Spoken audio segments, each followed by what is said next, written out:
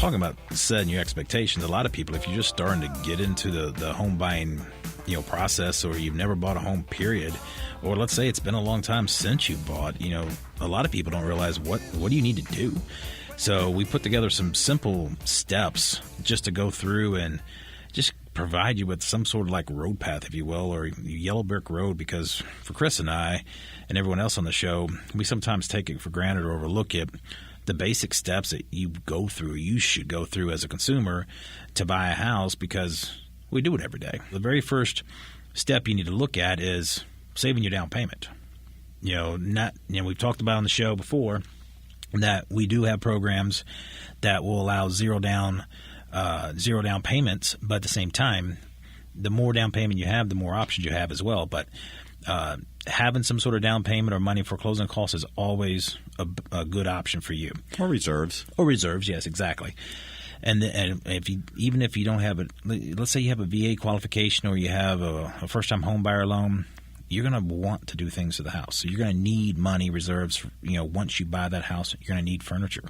There's going to be a lot of things you're going to need money for once you do buy the house. Number 2, know your credit score. Your credit score dictates everything. And when I say everything, I mean everything. Your credit score is very, very critical to dictating what you qualify for, how your loan's set up. Combine that with your down payment, and then along with your income, and you start to build what you qualify for and so forth. So your credit score is crucial. So knowing what your credit score is, and a lot of people are hesitant to have their credit score pulled before they start looking for a home.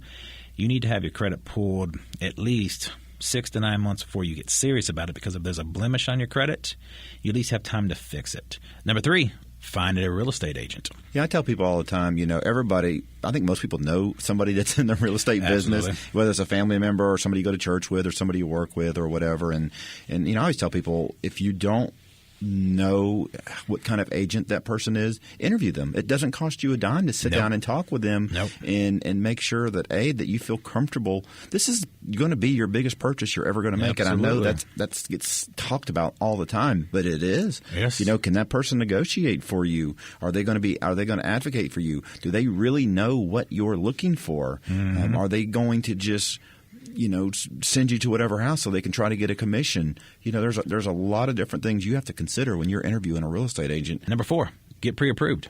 And that kind of goes back to knowing your credit score, your down payment and so forth. Know what you're pre-approved for, so you know that you're shopping for a house in the proper price range. You know what your payment's going to be, so you're not going to have any kind of payment shock, and that all the numbers are going to line up so that when you do find that right house, there's not any anxiety or concerns. Can I afford it? Can I not afford it? Do I have enough down payment? How's this all going to work out?